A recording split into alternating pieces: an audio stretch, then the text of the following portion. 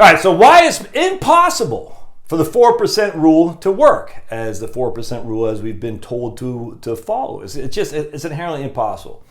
All right, so Bill Bengen, I love the guy. I've never met him, but I follow him all the time. He's always commenting on advisor perspectives. He writes articles, big fan, long time, first time.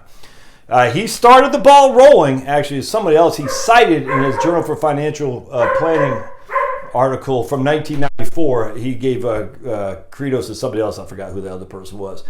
But the point being was that we have a linear, everyone is saying we got a linear rate of return of, we'll just say 10% a year. 10% each and every year the markets go up. Thus, we should be able to take 6% a year without even touching capital principal and actually adding 4% a year capital. So 10% average rate of return, we take 6% a year out, we get 4% added back to principal. That was, for a long time, that's what people thought. It was stupid. Bill Bengen said, no, that doesn't work because there's volatility in the markets. And sometimes the market goes up 30, sometimes it goes down 20. If you're using this linear rate of return and modeling your distributions based on a linear rate of return, inherently that you can't do that. You're going to run out of money. And so he showed with his 4% rule that the safe withdrawal rate, the maximum you could take out on an inflation-adjusted basis, and I'm not going to get into that here because I've done that before many times. An inflation-adjusted basis to avoid running out of money would be 4%. Trinity came back in 1997, the Trinity study from San Antonio, that says about 4.4 when you add small caps, international, things of that nature. So we still have 4.5% was a safe withdrawal rate, the amount of money you could take out on an annualized basis, adjusted for inflation, to have never run out of money using historical data. But what was Bill Bengen using? Well, he was using 50 or 60. I guess we'll say 50%. I think it was 60-40, right? Maybe it's 50-50. It doesn't matter. We'll just say 50-50. 50% S&P 500 with 50% 10-year intermediate treasury bonds. All right, government 10-year treasury bonds. That's what he was using. Now, the problem with that is, let's show you how bonds actually work. So we're going to go over here because I think a lot of people don't understand this, which frustrates me. All right, so if we're using 10-year treasury bonds, I'm going to point to right here for the time being. And we're buying a bond today at $1,000. All right, can you all see it? Yeah, all right. The bond matures at $1,000. All right, we're buying a bond at $1,000. The bond matures at $1,000. I don't think, no one should debate this. This is exactly how bonds work. We get a 4% coupon. All right, so if we have $1,000 in that bond, we're getting $40 a year for 10 years, all right? That's it, man. You're not getting any more, not getting any less. The government bond is a risk-free bond, so as such, we know we're going to put $1,000 in, we're going to get $1,000 back. In this case, is a 10-year, and boink, and boink. And so we'll get $400 of interest plus our $1,000 back. It's literally that simple. That's it. All right. So what Bill Bengen and others et al. Were using and have done, I mean, not just Bill, but many people have used, is they use that rate of return, that 4% on the 10-year treasuries, but they use it wrongly. Because what happens if I'm getting a $40 coupon, a 4% coupon, I'm getting $40 a year in interest. What happens if interest on newly issued bonds increases to 6%? Let me erase this. All right, so what happens now, I'm stuck. There we go. All right, so now we're going to say we're 2 years in. All right, so now we're 2 years in. We have 8 years left on this bond. 8 years. We're still getting a 4% coupon. 8 years left. Now again, I put $1,000 in initially. All right, so I'm getting $40. All right, you see how that works. So I got $320 yet to get. That's what I'm going to get left.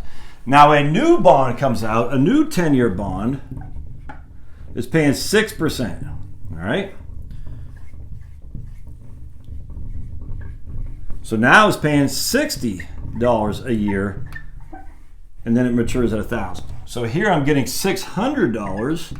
Now I have an extra 2 years, I grant you, but we can even use it in 8 year. It doesn't matter. It doesn't matter, because what happens is now I'm getting 50% more in income at $600, $60 a year than I was at the 4% coupon. That's 50% more in income each and every year on this new bond. Now, in this case, it's a 10-year bond, so I have 2 more years which to hold it. So it's going to make it, there is more longevity risk to some regard, or more inflation risk, or to be honest with you, more deflation protection, either way. So there's not all apples to apples, but even if this was an 8-year bond, let's just say the government issued 8-year bonds at 5%, it's still worth more than this bond right here, right? So here I'm only getting $40. Here I'm getting $60, which inherently means if I wanted to sell this bond, would someone pay me $1,000 for it when they could turn around and buy a 10-year bond at 6%? No, they're going to pay me less than $1,000. In this case, we'll just say they pay me $800. So they pay me $800. I'm still getting a 4% coupon, but I'm only going to get, if I have to sell this, I'll get less money than what I will get at maturity. Why? Because the prevailing interest rates have gone up. This is so flippin' important. You cannot avoid this by buying mutual funds. You cannot avoid this by buying, bonds work like simple arithmetic, my friends. There is no escaping this fundamental concept. If interest rates go up, the price of my bond goes down. Now, the only thing I can do, I can sell it or I can keep it. If I sell it, I'm just going to say the price goes down to $800. Now, I can buy $800. I can't really buy one bond, but just say I could. I could buy a 10-year bond that's paying $60 a year, right? So I could buy a 10-year bond. Let's erase this for my $800. So they say, man, I don't like that $40 anymore. And look, I'm just pulling this out of my butt, how much I could get for it. And there's simple mathematic concepts here. But now I got $800. So I sell this at $800 because I do not like the $40 a year in interest anymore. So now I'm going to buy Now I'm going to buy a 10-year bond at $800. And again, I couldn't do that, but just for simplicity, you can't buy a partial bond. It's got to be the whole thing. I'm getting 6% now. So now I'm getting $48. $48. You see what I'm saying? Until it matures at $800.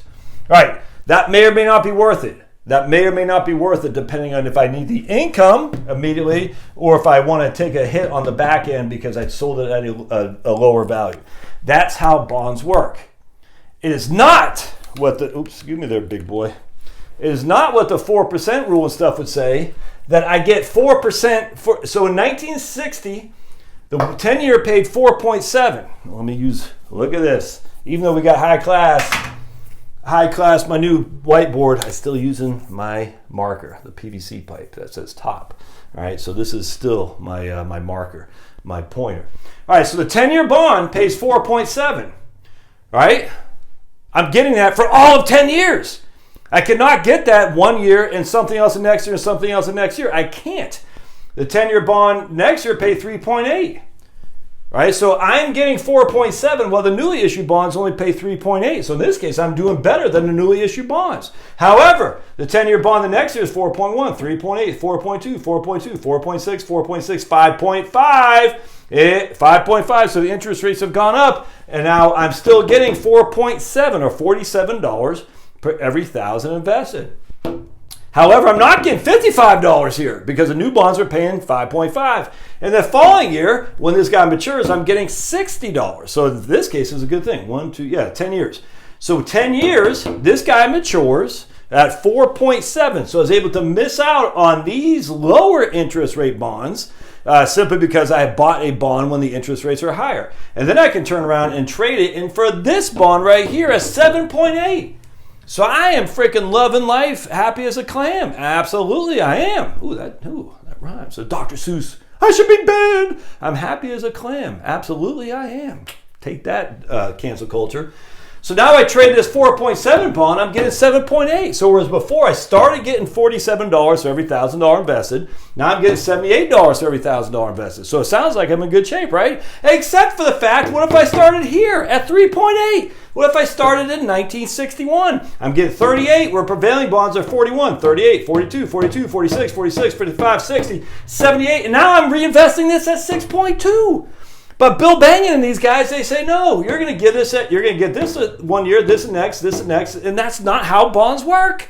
It's not how bonds work. You cannot say this is every year it changes out. The interest rate, it does not change out unless you take the value of the bond itself and you sell it each and every year. In this case, you get a premium, all right? In this case, you get a discount because the interest rates went up. In this case, you get another premium. In this case, you get another discount. In this case, it stayed the same. In this case, you get another discount because the interest rates went up. Another discount, another discount, another discount. You cannot sell, I mean, you can, but you can't use 10-year treasury bonds to calculate your rate of return on an annual basis. It doesn't make sense. It cannot work. And so now we say, okay, so now I'm watching at $78 per every $1,000 if I started in 1960.